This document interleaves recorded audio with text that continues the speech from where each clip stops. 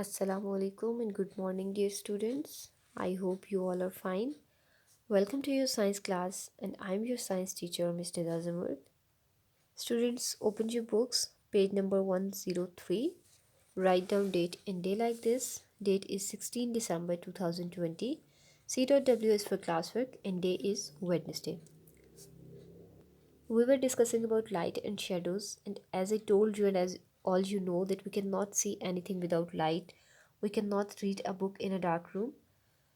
Today we will discuss about some different types of materials through which light can pass through.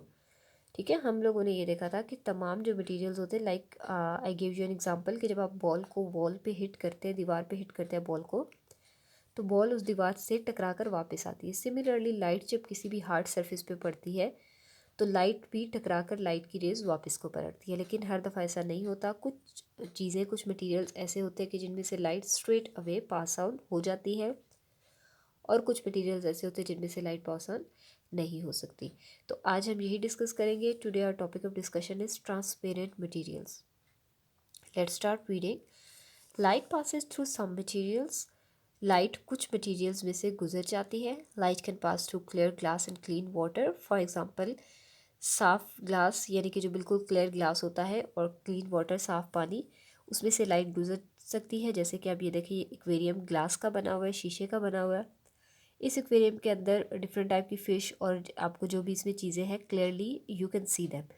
क्यों आप देख सकते हैं? क्योंकि इस ग्लास में से लाइट गुजर सकती है। ठीक है, जब लाइट गुजरती है तो इस ग्लास की दूसरी तरफ की मौजूद चीज़ें हमें नज़र आती है। इसी तरह से इसके अंदर पानी भी है, लेकिन वो पानी बिल्कुल साफ़ है। So we are able to see the things in the water. We can see things clearly through these materials. ये जो मटीरियल्स होते हैं, यानी कि जिन मटीरियल्स में से लाइट ईजीली पास ऑन हो जाती है, उन मटीरियल्स के थ्रू हम चीज़ों को आसानी से देख सकते हैं। Materials that let the light through are called transparent materials. कौन से मटीरियल्स होते हैं वो? Transparent materials. ट्रांसपेरेंट मटीरियल्स, ठीक है। क्या होते हैं ट्रांसपेरेंट मटीरियल्स? वो मटीरियल्स या वो चीज़ें जिनमें से लाइट आसानी से गुजर जाती है, पूरी की पूरी लाइट उनमें से गुजर जाती है, and we can see through them clearly. उनको हम कहते हैं ट्रांसपेरेंट मटेरियल। फॉर एग्जांपल, एक वुडन डोर है ना, लकड़ी का दरवाज़ा है, आप उसको बंद कर देंगे, दरवाजे की दूसरी साइड पे आप नहीं देख सकते।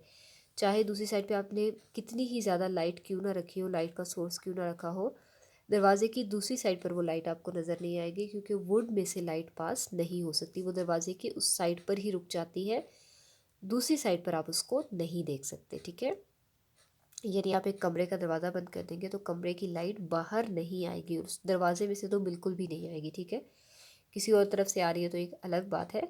मतलब कहने का यह है कि वो जो लकड़ी का दरवाज़ा है, वुडन डोर है, वो लाइट को नहीं गुजरने देता। आप उसकी दूसरी साइड पे नहीं देख सकते ना।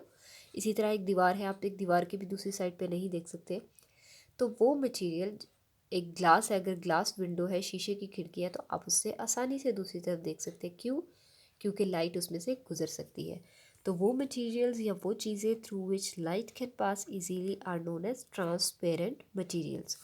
एग्जाम्पल आपके सामने गिवन है, ये एक्वेरियम शीशे का बना हुआ है और इसके अंदर पानी है, तो दोनों ही ट्रांसपेरेंट मटेरियल की एग्जाम्पल हैं, शीशा भी और पानी भी, because you can visualise things clearly through them. ठीक है, उनके अंदर जो भी चीज़ें आपको आसानी से नज़र आ रही हैं।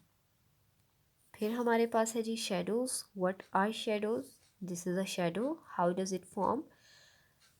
लाइट जब गुजर रही होती है, ठीक है, लाइट के रास्ते में आप कोई भी चीज़ रख के उसका रास्ता अगर ब्लॉक कर दें तो शेडो बन जाता है। What is a shadow? When the path of light is blocked by anything, a shadow is formed. जब लाइट के रास्ते को किसी भी चीज़ से ब्लॉक कर दिया जाए तो शेडो बन जाता है। When you are outside in the day time, you stop some of sunlight from reaching the ground. अब ये देखिए, ये शेडो कैसे बन रहा है। Here is a source of light, यानी कि सन।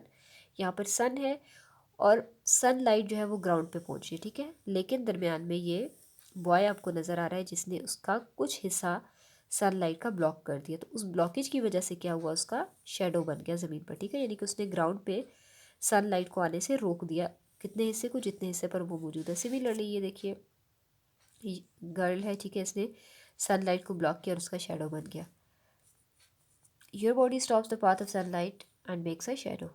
वही बात कि जब डे टाइम में आप घर से बाहर निकलते हैं तो आप बेसिकली ग्राउंड और सन के दरमियान में आ रहे होते हैं, तो आपने सनलाइट का कुछ हिस्सा ब्लॉक किया होता है और उससे क्या होता है, आपका शेडो बन जाता है। आपने भी देखे होंगे अक्सर अपने शेडोज़।